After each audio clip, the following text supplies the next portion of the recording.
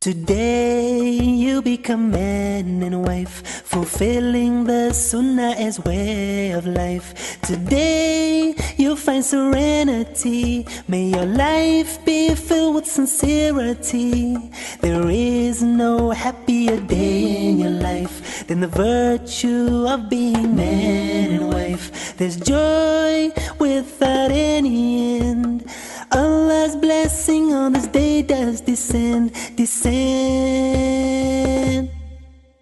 Nikahun mubarakun, zawajun mubarakun, an-nikahu min sunnati, ma qala an-nabi huwa sahih. Towards a happy marriage, inshallah, for those who are already married and for those who are planning to get married.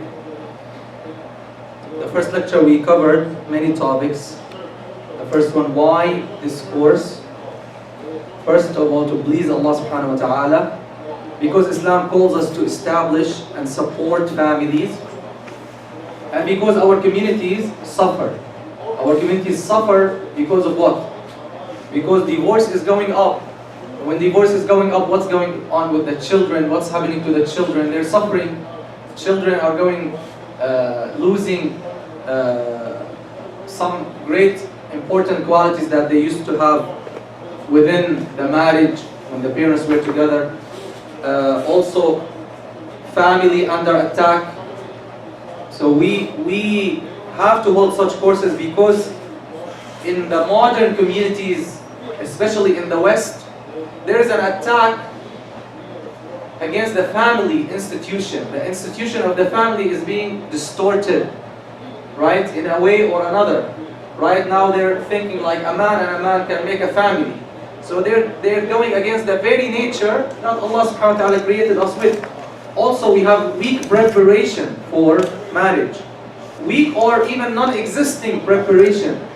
And as we showed you in the statistic graph, out of 30 people who took the questionnaire, we have only 2 people who took a course on marriage. So the percentage really is very, very low. Muslims are unaware that to get married, you must learn before you get married. And if you are already married and you got married, now you have to learn, you have to review, you have to learn so that your marriage will be better, inshallah. Also, families in the other communities, this is what we mentioned, that families in the other communities are not united. They don't have that enough sacredness for the family as we have in Islam. We talked about the ruling of marriage, and we talked about the motives and reasons for marriage. We stopped here, and we're going to continue a little bit before we go to the second lecture. We're going to continue to wrap up some important things on the motives for marriage before we go to the how to prepare for marriage. So we talked about the ruling of marriage. We talked about when we talked about the ruling of marriage, we said every person. Is that sounding clear? Fine in the back. Is it annoying or fine? Okay. We said it's mandatory on every young man and woman, if they feel that they have to get married, and if they don't get married, they might fall in the sin, fall in haram, then it's mandatory on them to get married. If they can afford it, if they are ready for it. And what type of readiness? They're ready physically, they're ready financially, they're ready, right? So you have a job, you have a good income, the basic income that you need, okay? The basic income that you need, you have the capabilities, you have the readiness, then you have to get married. Now, if you need to get married, you really need to get married, but you're not ready, what should you do? Listen what our beloved sallallahu alayhi wa sallam, as in hadith narrated by Imam al-Tabarani from Sayyidina Uthman ibn Mad'un radiyallahu anhu, he said, Ya Rasulullah, I am a man who finds to be single very difficult on me. It's very difficult on me to be single. So, can I can I do something so that I will lose that desire that I find in myself? So they used to do something with their organs to lose that desire. So in other words, he's trying to just let me get rid of this desire. I'm not ready to get married, so let me get rid of it. So he said, sallallahu alaihi wasallam, no, he did not give him permission. He did not give him permission. He said, sallallahu alaihi wasallam, no, but you can stick to fasting. So in other words, this is a test that Allah has given you. You cannot run away from the test. You have to take the test. You have to face it. You cannot okay, let me get rid of it. I cannot. No, you have to. In another hadith, he told him, Allah has replaced us with the kind and merciful Hanifiyya, means the way of Sayyidina Ibrahim alayhi salam, which is merciful, which is flexible, which is good. And he did not accept for us monasticism, like to be like some priests. They do not get married, right? They made it forbidden on themselves, and they stay in some places, you know. But now we found in these countries, we found a lot of what scandals about many of those religious people, right? Because they're going against their very nature, right? And then we found that there's a lot of scandals with children, with you know better than me in this, right? We have heard this so many times. Why? Because they're going against the very nature of the human beings. And on the other hand, we tell those people who are ready to get married, or who need to get married, but they're not ready. They're not finding the means. Look what our beloved sallallahu alaihi wasallam said. He said in the hadith narrated by Imam al-Tirmidhi and others, 3 people Allah has made it as a right upon Himself to help them. 3 people Allah made it as a right upon Himself to help them. Who are these 3 people? Al-Mukatib alladhi yurid al-ada, someone, a slave in the past, a slave who made a contract with his master that he will pay him some money to free himself. Alhamdulillah, Islam contributed to ending slavery. And الناكح الذي يريد العفاف, a young man or woman who wants to get married. A young man who wants to get married, he wants to protect himself, he wants to keep his chastity. Allah made it a right on Himself to help him. Wallahi, a great glad tiding. A great glad tiding for those young men and women who are waiting and showing patience. Allah is telling you through His Messenger sallallahu alaihi wasallam, He made it a right on Himself to help you. Just be with Allah subhanahu wa ta'ala and pray to Him. The third one is the one who struggles for the sake of Allah, defending his land and country. Also another ayah or another teaching in the Quran, Surah An-Nur chapter 24, ayah 33. And by the way, Surah An-Nur is full of verses about family, about marriage, about these issues that are extremely important. Allah subhanahu wa ta'ala says, وَلْيَسْتَعْفِفِ الَّذِينَ لَا يَجِدُونَ نِكَاحًا حتى يغنيهم الله من فضله. حتى يغنيهم الله من فضله. Is the camera there or here? Both. What? Okay. No, you can keep it here because we're not going to use this a lot. When we're going to use it, I'm going to point to you. So let those very clear ayah, very clear. Look in the hadith. In the hadith, Rasulullah said sallallahu alaihi wasallam, الناكح يريد العفاف. A young man who is seeking what? Afaf. Afaf means chastity. In the ayah, Allah is saying, وَلْيَسْتَعْفِفْ. Let them keep their afaf, their iffa, their chastity. Let them preserve their chastity. Who? وَلْيَسْتَعْفِفِ الَّذِينَ لَا يَجِدُونَ نِكَاحًا. Those who cannot afford to get married.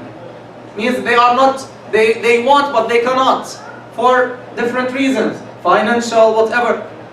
حتى يغنيهم الله من فضله. Particularly here is talking about financially. He's saying let them wait and show iffa and chastity and protect themselves until Allah make them rich out of His grace. So another clear indication that Allah subhanahu wa ta'ala will take care of them. We talked after that, so this is related to the ruling of marriage, right? Then we talked about the motives for marriage. Some other points I wanted to add for the last lecture. If you look at this graph here, it shows you the motives for marriage. This is a questionnaire that was done to 2,100 people in 2016 in Damascus, and it's similar. We are Muslims, so it's not, there's no big difference. And we also here showed you a questionnaire, almost the results are the same. So look at the religious motives is 31.9%. Then the parenthood motive. There are men and women, they want to get married basically to become a father or a mother, 21.7. The psychological motive is 15.2%. Psychological means they get married because they feel the need to be loved by someone else, to be cared for by someone else, to be embraced by someone else, to be appreciated by someone else, to be with someone else. And the fourth one is the sexual motive, is 13.2%. The social motive, look, is very high, 12.1%, and there are some other special motives, 5.8%. I wanted to add some points. First of all, to the religious motive. Our beloved sallallahu alaihi wasallam says, when the servant gets married, he has completed half of his religion. So let him fear Allah in the other half. And what that means, Rasulullah sallallahu alaihi wasallam, we know he said, whoever protects his chastity and his tongue, I will guarantee Jannah for him. So when you get married, you have protected your chastity, supposed to be. You're supposed to protect your chastity when you get married, but in fact, and in reality, we find some men who got married, and some women who got married, and still their eyes are right and left. Why? There should be a reason. There should be a problem. That's something, inshallah, we're going to discuss in the last two lectures. This is one of the problems. Why he's looking outside? Because he's not being full inside. Right? He's looking for something else. Maybe his wife is not caring for him. Maybe her husband is careless about her. So there are many reasons, right? And sometimes because his iman is weak. His wife is giving him everything and she is fulfilling all of her duties, but he has weak iman. He is following his own desires.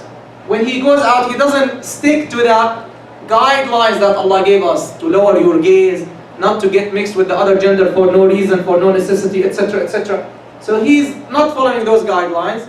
So he's putting himself at risk, right? But the general rule, it's supposed that when you get married, you should settle in this regard, right? So fear Allah in the other half, which means your tongue, right? Also,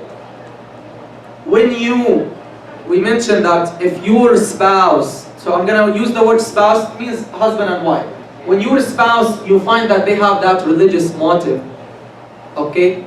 You have to be aware. You have to do the things that match their religious commitment. So it doesn't make sense that as a wife, for example, she knows her husband is committed, practicing Muslim, praying 5 prayers, even he has a halqa, etc. Then she comes and she put perfume and she leaves the house with perfume, for example. Or she wears indecent clothes. That will generate problems because this is a religious person. He is committed. And we said you should, if you don't have these religious motives, you should strengthen them. Because if the religious motive is missing, you know, you have no fear of Allah and you're not seeking the reward of Allah. So if you don't have the other needs fulfilled, you will not have another motive to make up for the other motives. Then that will make problems. That will create problems. So it's very important, we said, to strengthen the religious motive in yourself and in your spouse, or in the first place to get married to someone who really have good religious motive to get married. A person, or Rasulullah sallallahu alaihi wasallam said in the authentic hadith narrated by Imam Ahmad, someone said, Ya Rasulullah, ayyul mali nattakhid, which type of trade or which type of investment we should take? He said sallallahu alaihi wasallam, he's drawing their attention from the materialistic thinking or life to something very sublime and very high. He said, لِيَتَّخِذْ أَحَدُكُمْ قَلْبًا شَاكِرًا. Let one of you take a grateful heart. وَزَوْجٌ وَلِسَانًا ذَاكِرًا, and a tongue that is always moist with the remembrance of Allah. And وَزَوْجَةً, and a wife, تُعِينُهُ عَلَى أَمْرِ الْآخِرَةِ, a wife who will help him on the affairs of the akhirah. So he's urging us, sallallahu alayhi wa sallam. This is why you find, alhamdulillah, the religious motive is very high in the statistics that we found. Also, we notice here in this same hadith something I wanted to mention, which is the importance of dhikr. He's saying, sallallahu alayhi wa sallam, take a righteous wife who will help you to on the affairs of the akhirah, and have a grateful heart and a tongue that is moist with the remembrance of Allah. Wallahi, as the doctor said in his courses, no matter how many courses you take, and no matter how much you learn, if you don't have a time between you and Allah subhanahu wa ta'ala to sit and remember Allah and strengthen your soul, the more you strengthen your soul, you will be able more to control your desires and ego. We know many things. Every man knows that he has to treat his wife kindly and gently, and to take care of her, and not to leave her from morning to evening, and then he goes home and he just eats, then he goes out and plays with his friends, as I see some spouses do.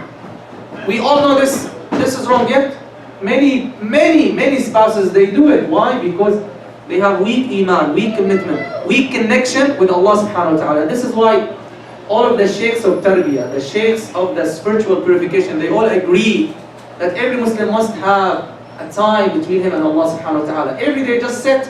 You can start with 10 times istighfar, 10 times salah ala nabi sallallahu alayhi wa sallam. And it's not easy. Look, even 10 times, you will not find it easy, because shaitan does all what he can to push you away from dhikr. That's his main task. To make you forget. As Allah says, استحوذ عليهم الشيطان فأنساهم ذكر الله. Shaitan took over them, so he made them forget about Allah. When you forget about Allah, you will not follow and apply your obligations. So that is the religious motive, and this is why religion and Islam in particular urges us to get married. And when we don't get married, when the young men and women don't get married, what will happen? Vice will spread. Less children, right? More psychological problems, more suicide percentages, because this is unnatural, this is abnormal. And our beloved sallallahu alaihi wasallam, he gave us a very important, very amazing hadith. He said, if someone comes to you proposing for your daughter, and you are satisfied with his religious commitment and his morals, give him your daughter in marriage. If you don't do, that will make a lot of corruption and tribulation on earth. Tribulation and corruption on earth. If someone comes to you and his religion and his commitment, mashallah, everything, why don't you give him your daughter in marriage? Because you're waiting for someone who's more rich? Because you're waiting for someone who's more rich? Allah will bring you to account for this. Allah will bring you to account. So this is a very important hadith that shows us how much Islam cares for marriage, and that the religious motive among Muslims, when they learn these things, alhamdulillah, they rush to get married, which is very healthy and very important. Now, I also wanted to comment on the social motive. Some people, I have one of my friends, he's a sheikh, mashallah, and he has a halqa in Syria, like 10 years ago. He got married, and he started having problems. So when I was talking to him, I told him, don't you take her out, don't you go? He said, no, what? Not at all. I said, why? He said, I don't like to hang with her and walk out in the street. MashaAllah, really? What's wrong with this? He said, I don't like. MashaAllah. I said, this is the reason. And then, wallahi, they got divorced. Then he divorced. They had problems. This is, many people, they have the social motive, as we saw, like more than 15%. They like that their family and their friends to see that they are now married. They like to go and visit them. They like to go and visit their uncles, their aunts, right? they are socialized people. Then you come and you say, no, I don't like to go. No, I want to go visit my mother, my sisters, they come, my family, they have reunion like every month. No, take care of the house. So you are creating problems because you did not learn that your wife has this motive. So you have to learn, and basically almost every man and woman, they have this motive.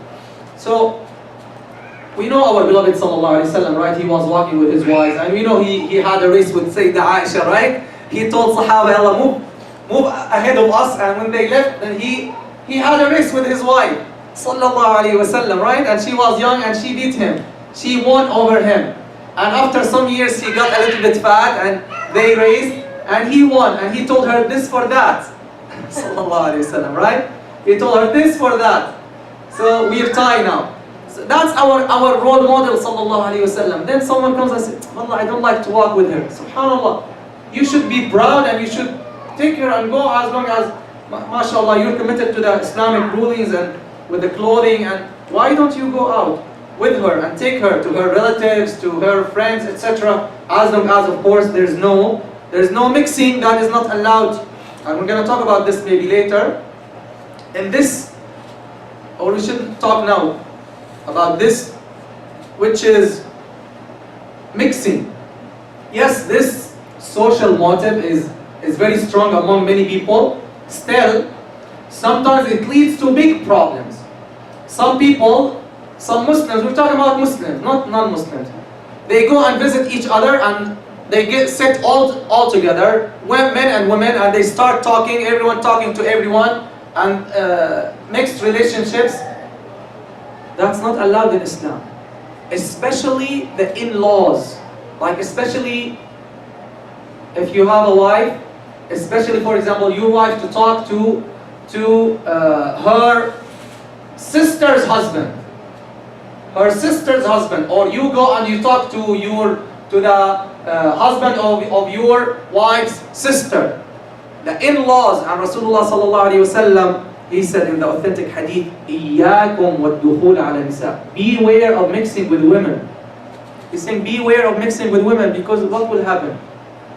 You're sitting with them, we're talking about non-maharim, not your aunt, not your sisters, we're talking about non-maharim, women that you can marry. Why? What is this? You're gonna sit, you're gonna start comparing. You'll get attracted, you will have problems. You see, oh, look how she's talking, look how she's behaving, look how she's thinking, oh, I wish my wife is like this. The shaitan will start making corruption in your mind, right? So, he said, sallallahu alaihi wasallam, beware of mixing with women. They said, Ya Rasulullah, what about our in-laws? He said, in Arabic, the in-laws are called al-hamu, means the relatives of the spouse from the other gender. All the relatives of the spouse from the other gender, they're called al-hamu. He said, al-hamu al-maut. The in-laws are death. Means they will lead to death. Death of iman, death of your marriage, death is very powerful and strong word. Al-hamu al-maut. We find a lot of problems where we have treasons, we have discord because of these in-laws relations that are not guided by the Islamic law rulings. Finally, the psychological motive. We mentioned number one that many spouses and many young men and women, they feel the need for love. So it's very important to fulfill this motive and need for your spouse. It's not only about the bed, it's not only about a desire that they want to fulfill, not at all. So you always have to use the words of love. Try in your marriage anniversary. Some Muslims, I'm telling you clearly, they take it too extreme. They say, oh, this is bid'ah. It's bid'ah to celebrate our marriage anniversary. To make bring her like a flower, bring her a gift like on the annual anniversary of our marriage. Subhanallah. What is wrong with this? What is wrong with this? This is a non-cultural thing. So do anything that brings that love, that shows her and him that you love each other. That's extremely extremely important. Even Islam permitted us in this field to lie to our spouses. Like you tell her, you're the most beautiful woman on earth. Obviously she's not, but that is allowed. And she tells him, there's no man like you on the face of earth. Right? That is allowed. Right? Like, this is very important. Subhanallah. Rasulullah told us, sallallahu alayhi wa sallam, if a man loves another brother, he should tell him. So what about your own spouse? Subhanallah. May Allah forgive me and forgive you. Sometimes a week or two or three or a month pass and we don't say a word of love to our spouses. This is very important. Those who are married and those who are about to get married, you should always remember this. Not like first week, second week, third week, first month, second month, then you start forgetting about this word. You start forgetting about showing that love and concern and care for your spouse. So you have to be careful. Second one is the need for appreciation and respect. You find the husband holding the bags, coming from work and having bags in both hands, and he doesn't find someone to receive him, someone to help him, someone to carry from him, someone to say to him, Jazakallah khairan, may Allah reward you, let me help you. That's annoying for the spouses. Same thing, the wife. Maybe she spent all day cleaning and setting the room and cooking and taking care of the kids. Then he comes and he does not even say, MashaAllah, that's nice. He doesn't praise her. He doesn't say a word of gratitude. That is also, that starts some of the marital problems, because she likes to be appreciated. She likes to feel that she is doing something good and you don't care, or she doesn't care. That will start creating problems. Finally, from the psychological motives, we have running away from loneliness. This is extremely important. Some young women in their parents' houses, you find the father all time at work, the mother is doing her business and maybe outside with the friends, whatever. Then those young women, they feel loneliness, right? They feel lonely, they feel they have this feeling. Or also the young men, so particularly the women in this case, because the man usually goes and work, they need to fulfill, they don't want to have this feeling. They're happy they got married, that they will sit with someone and talk to someone, right, and socialize with someone. Then you find some spouses, they go in the morning, they come back in the evening. Maybe they eat or they fulfill their own need, then they leave. Maybe some of them, they go to the cafes, especially this is common more in our country. They go to the cafe, they stay like until 12, until whatever. These are careless spouses. Allah will question them. Even here, I also noticed some people, unfortunately, some mashallah Arabs, they brought those ugly things from there and they bring their hookah and their whatever, and mashallah, they're making da'wah here, hookah da'wah. Inna lillahi wa inna ilayhi raji'un. What is this? They're bringing the ugly things from our countries to spread it here. So it's very important that you fulfill this need for your spouse. You sit with them, you talk to them. It's not about only fulfilling a certain desire. They need to sit and talk to them and socialize with them and play with them, etc., etc. Okay. Finally, and this is something we did not mention before. So we're done with the normal motives that are necessary, that are normal. That's first one, religious motive, psychological motive, sexual motive. What else? Social motive. Now, and parenthood motive. The parenthood motive. Now, there are some motives. Some people, they have wrong motives. First one, some people, they want to get married to someone just because he or she is rich. Someone wanted to get married to someone only because she's beautiful or because he's very handsome. Someone wants to get married to someone because he's very famous and she's like celebrity, right? Celebrity, they say, right? Those are very wrong motives for marriage, and most likely those motives will make the marriage fail, because these motives will change. This beauty will go away one day, right? This richness might go away at any time, right? This fame might go away at any time. There are some ahadith in this, they're not very authentic, but the scholars mention them. One of them is not an authentic hadith, but it's possible that Rasulullah said it, and the meaning is good, is a good meaning. So the first hadith, mentioned in the hadith, we don't say Rasulullah said, sallallahu alaihi wasallam, as a precaution, whoever get married to a woman because of her fame or her nobility, Allah will increase him in nothing but in humiliation. And the scholars mentioned, like Ibn al-Humam, al-Hanafi and others, that it's not allowed that you get married to a woman only because of her money, or only because of beauty, or regardless of her religion, etc., etc. Same thing with the husband. And whoever get married to a wife because of her money, Allah will increase him in nothing but poverty. And whoever wants to get married to a woman to protect himself and to have a family and to get connected with his relatives, etc., Allah will bless him and bless her. Okay. One more hadith narrated by Imam Ibn Majah. It was authenticated by some scholars. It is narrated that he said, sallallahu alaihi wasallam, don't get married for women, don't get married to women for their beauty, means only for their beauty. فَعَسَى حُسْنُهُنَّ أَن يُرْدِيَهُنَّ.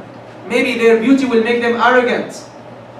And don't get married to them because of their money, because their money might make them show pride and rebellion and arrogance against their husbands. But marry them for their religious commitment. So these are some of the motives that are wrong motives. We have to avoid them, and we have to be very, very careful and study really well when we choose our spouses. And that's a separate lecture, we're going to talk about it inshallah, but you have to be very careful and to know the motives. How do you know the motives? We mentioned, how do you know the motives of your spouse? Before you get married, you can know through their environment, through going to the masjid they go to, asking people, social media, Facebook accounts, right? Like if you see a sister who's putting on her Facebook account, with due respect, in this course I'm gonna be straight and I have to be clear, even if some people get annoyed, but I have to be clear. So if a sister puts like her picture on Facebook, that's not a good sign. That's not a normal thing, right? That means that her religious commitment is not really strong, right? Because I will never ever like to get married to a sister who's showing herself to all people, right? Right? So that is a sign. If she has, this is extremely important. Some people they think, oh, it's fine, that's only on Facebook, I have friends. Who told you it's fine to have friends on Facebook from the other gender? Who told you it's fine? That will cause a lot of problems, and it has caused a lot of problems among spouses. That who's this who's commenting on on this post? She's saying, amazing, nice. Then you would reply. Then she would. Then that is not permissible, because it will lead to a lot of problems. A lot of problems. So, my wife, she doesn't have a single person on Facebook who's not a mahram to her. Same thing with me. And one time she was looking at my friends list and she, who's this? I said, Wallah, I don't know. I'm not sure. She said, she's a female. I said, the name doesn't look female. She said, look at the profile. You cannot mess with them, right? So, it doesn't work. It's not good. Right? We advise our brothers and sisters. That's not a normal thing. That's not a normal thing to have friendship with the other gender, even virtually, because that will lead to problems, as reality proves. So, you know your motives when you talk to your spouse. In the time of engagement, when you go to them, you talk to them, you ask them, they ask you, then you get to know the motives of each other, right? If you don't know the motives, now we're finishing the motives of marriage. If you don't know the motives of your spouse, that will be the first reason to have problems. Because you don't know why she got married, you don't know why you got married. So you will not seek to fulfill those needs for which you got married. Why you're not going to do that? Because you don't even know them. You don't have them even in your mind. May Allah subhanahu wa ta'ala make us of those who listen to the speech and follow its best. We'll take 5 minutes break. inshallah, before we go to lecture 2, which is how to prepare for marriage. Sallallahu alaihi wasallam. So, how to prepare for marriage? How to prepare for marriage? Basically, we're talking about the psychological preparation. The psychological preparation. First of all, marriage is responsibility. You have to know. This is like the motto that you have to keep in your mind when you get married, or if you are already married. Marriage is responsibility. It's not only about that man who's coming on a white horse and taking you and carrying you and flying, and right? It's not only that. And maybe it's not that at all. Maybe you're not going to see the white horse at all. Marriage is responsibility before anything and after anything. So this means you have to learn your responsibility, whether you are a wife or a husband. Zahir fi shway, is it annoying? I feel some echo. Is it annoying or fine? It's fine? Okay. Duties and rights of every spouse. That's the first point we're gonna discuss. Marriage requires sacrifice. Marriage requires sacrifice. Tamam hek ahsan Zahir, barakallah fi. Marriage requires sacrifice. You have to know, you must sacrifice something in marriage and in life. The third one, marriage requires you to be willing to tolerate the difference of opinion. Right? You have to tolerate. You have to tolerate the difference of opinion. You have to know, you will never ever, if you search all of your life, find someone that you will match with 100%.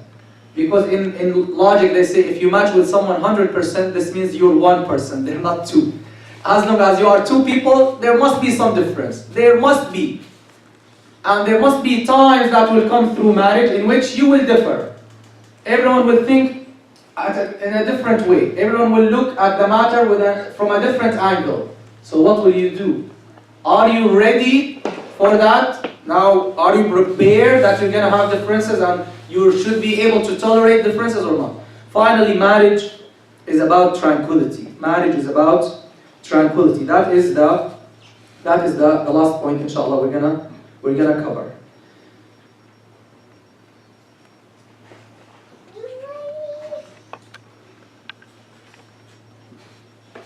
Okay. So let's go right away to the first point. As you mentioned, it's not as most people promote about marriage, that it's really all like honeymoon, right?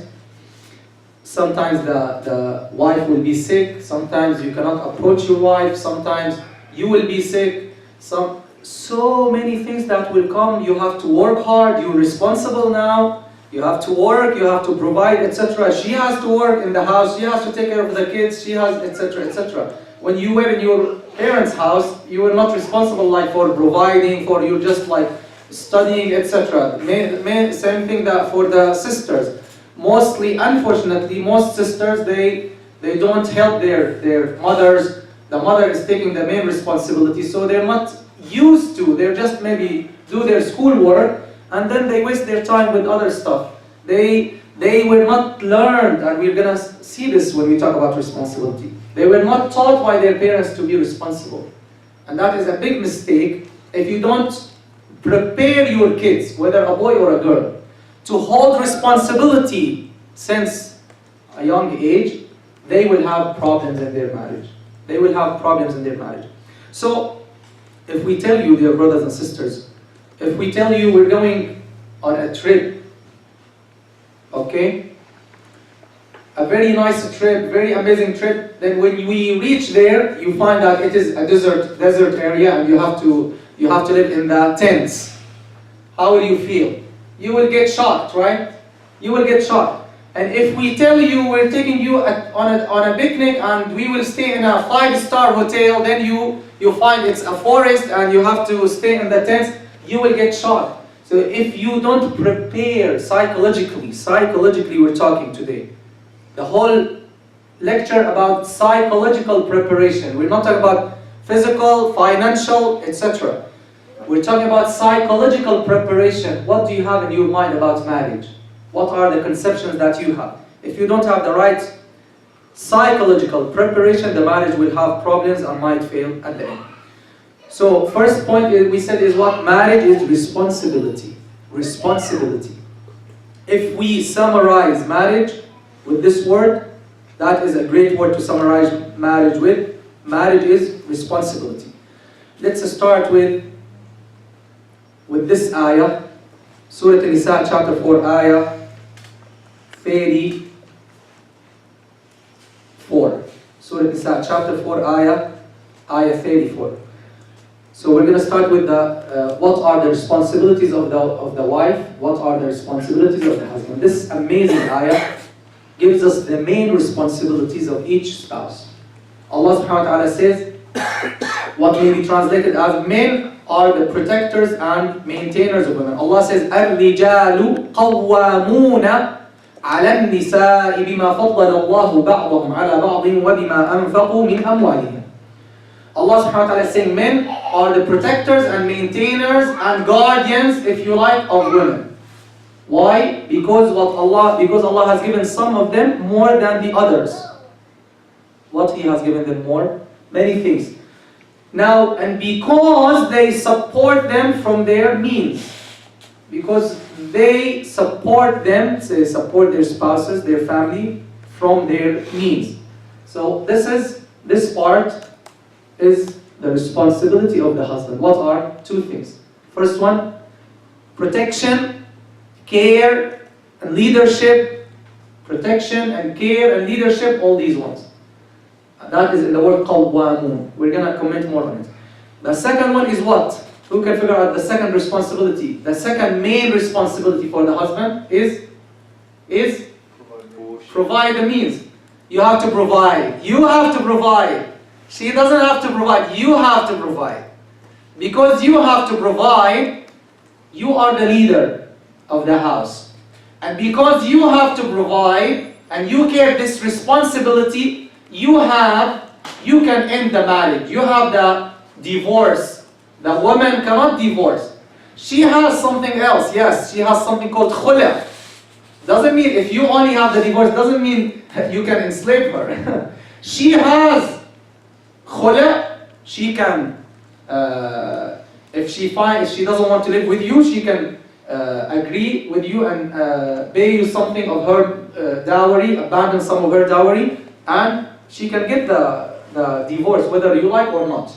Or the judge can separate you. So don't think it is like only in your hand. It's not in your hand. But the major separation or divorce, because she cannot divorce like with her word. You see what I mean? She cannot tell her, you're divorced. She cannot tell you like you're divorced. She cannot. She doesn't have this authority in Islam. But she has if she's not happy with you and you don't have any problems, you're not wronging her, etc., etc., and she doesn't want to live with you, just for her own reasons, then she can abandon some of her dowry or any amount that you agree on, and then you have to leave her. If not, the court will force you. The Islamic court will force you.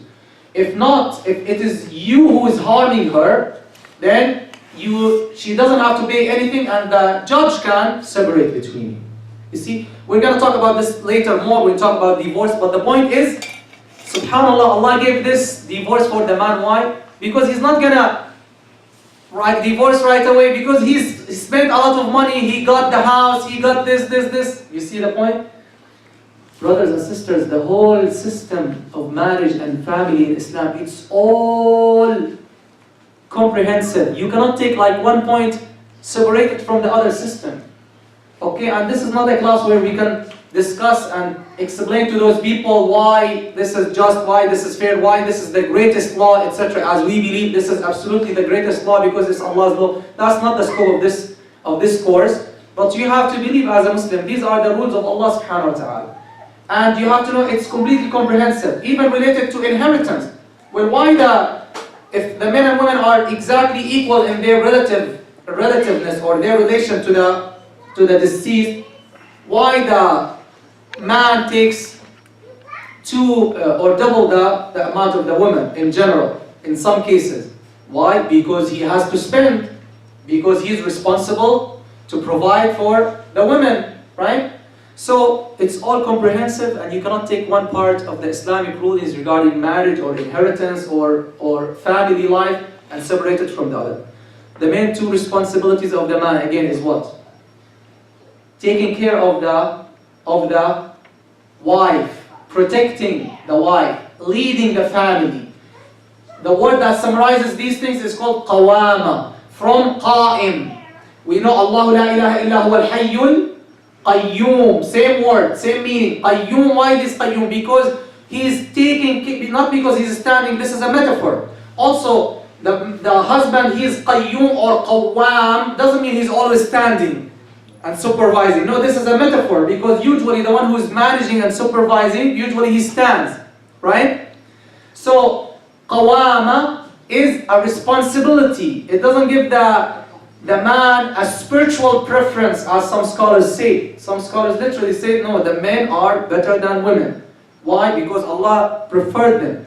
No, that's not the right opinion. Men and women are spiritually equal in Islam. They have responsibilities. And here, this qawama or management or leadership of the family, it's just because of the responsibility that Allah gave to the men, because of their special, different, physical, mental qualities. That is a fact, and statistics show this fact. Now, for women, because Allah subhanahu wa ta'ala put in them more emotions, more capabilities to take care of the family, to take care of the children, they have to take care of the children. That is the natural way, that is the natural thing. Now, let's say in a case where the wife has more mental capabilities. Who's going to lead the family? And the wife should lead the family. In my own family, I have one of my aunts. She, when her husband gets the salary, he gives her the salary. So she takes the salary and she will spend. Why? Because she is mentally more fitting, right? But the Quran gives us the general rulings, right? The Quran gives us the general rulings. Now, let's come for the wives. Let's come for the wives. Then Allah subhanahu wa ta'ala says, therefore, the righteous women are devoutly obedient to Allah and to their husbands. Obedient, this is what the ayah says. What between brackets or parentheses is the explanation that the Sahaba mentioned.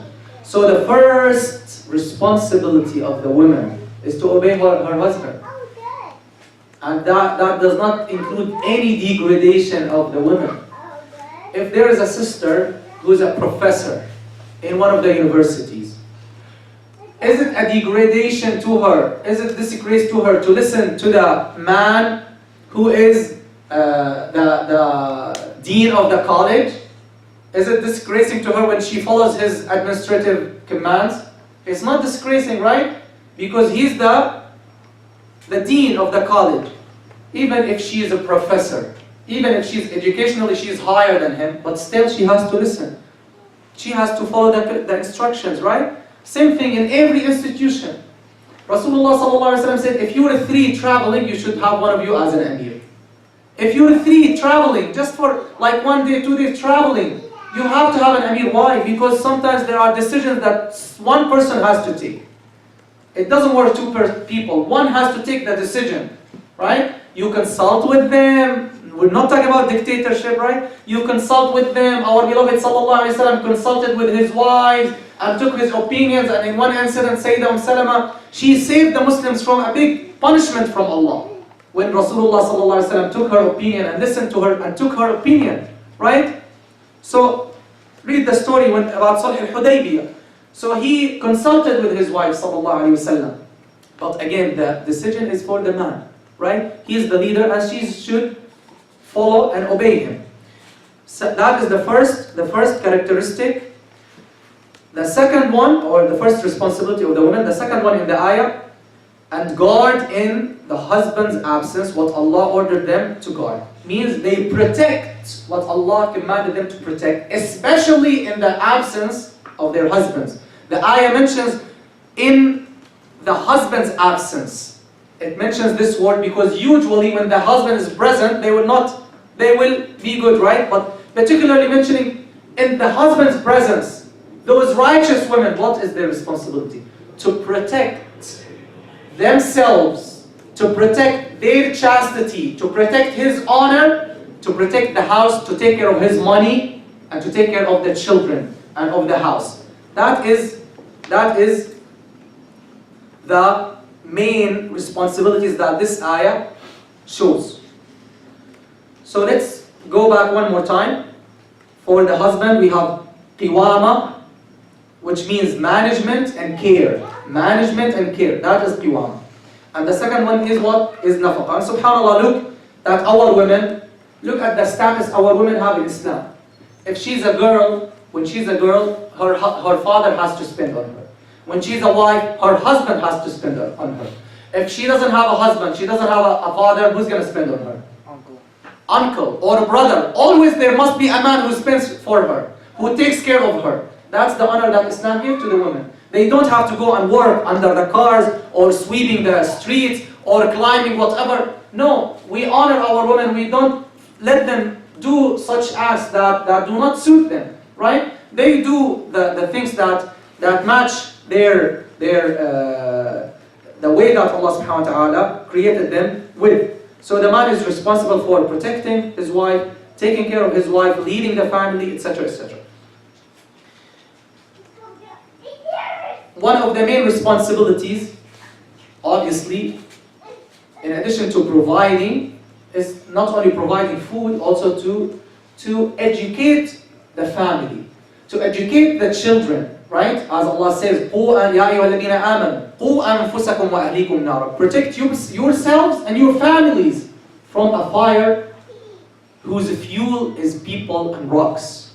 Protect yourselves and your families from a fire whose fuel is people and rocks. Subhanallah. So you have to educate your spouse, your wife. You educate your children, raise their iman, help them to grow. You cannot prevent them from going to the masjid, as Rasulullah said, sallallahu alaihi wasallam. He said, don't prevent the servants of Allah from the masajid of Allah, means the women. He said, don't prevent them. So you have to give them that right, and you are responsible for this. Now there are quick hadith before we go to the common responsibility. So now we covered the responsibility of the wife, the responsibility of the husband. Before we go to the common responsibility among both of them, quick hadith from our beloved sallallahu alaihi wasallam to see so that the women realize, and the parents, this is not only for women, so that the parents teaches his daughters these important facts and these important principles when they are about to get married. He said sallallahu alaihi wasallam in the authentic hadith, when the woman prays her 5 and fasts her month and protect her chastity and obeys her husband, it will be said to her, enter Jannah from any door you want. Allahu Akbar. One more time. When the woman prays her 5, fasts her month, protects her chastity, obeys her husband, it will be said to her, enter from any of the doors of Jannah you like. And look, subhanAllah, the main things, look, he's talking about the obligations, fasting the month of Ramadan, praying the 5 prayers, protecting her chastity, obeying her husband. Then she will enter Jannah from any door she likes. And of course, when we say she has to obey her husband, obviously, she has to obey him only in the things that does not include disobedience to Allah, right? If he tells her like do something haram, of course she should not obey him. One of the women came to Rasulullah sallallahu alaihi wasallam, and she said, Ya Rasulullah, the men, they defeated us. They took everything. They go to Jum'ah and they go to Jama'ah prayer and they go to jihad. What do we have? He said, sallallahu alaihi wasallam, look at this woman. This woman, when she came, she said, I am the ambassador of women to you. Then Rasulullah praised her, sallallahu alaihi wasallam. He said, look at this woman. Look, isn't this amazing what she's saying? Look how she was guided to this. Means to this question, to ask for her right. He said, oh women, go and tell the women behind you. If you're an ambassador, go and tell those who sent you that taking care of your husband and house is equal to all of that. Equal to Jum'ah, and equal to Friday prayer, and equal to Jama'ah prayer, and equal to jihad for the sake of Allah. Just taking care of your husband and your wife. Finally, the common responsibility for both of them is what? So now we took 2 responsibilities for the husband, 2 responsibilities for the wife. Now we have something common. What is it? Taking care of the kids and taking care of everyone, of each other. Taking care of the kids is not only the wife's responsibility, and it's not only the husband's responsibility, it is a common responsibility. Rasulullah ﷺ said, all of you are shepherds and responsible for their flocks. The man in his house is responsible, and he will be questioned about those under his guardianship, and the wife is responsible and will be questioned about those under her guardianship. I showed you the hadith last time that Rasulullah used the exact same word, only the ta of femininity distinguishes between them. So they're equal. Both are responsible, both will be questioned for taking care of the kids and for taking care for each other. Finally, how do we teach our kids to be responsible? That is 3 points. We're going to mention them in the beginning of the next lecture, inshallah. Then we're going to move to the other points, how to prepare psychologically for marriage. If Allah subhanahu wa ta'ala wills, may Allah subhanahu wa ta'ala make us of those who listen to the speech and follow its best. اللهم صل وسلم وبارك على سيدنا محمد وآله وصحبه وسلم والحمد لله رب العالمين. Any question, please write it on a piece of paper. We can answer it inshallah in the beginning of the next class. Jazakallah khair.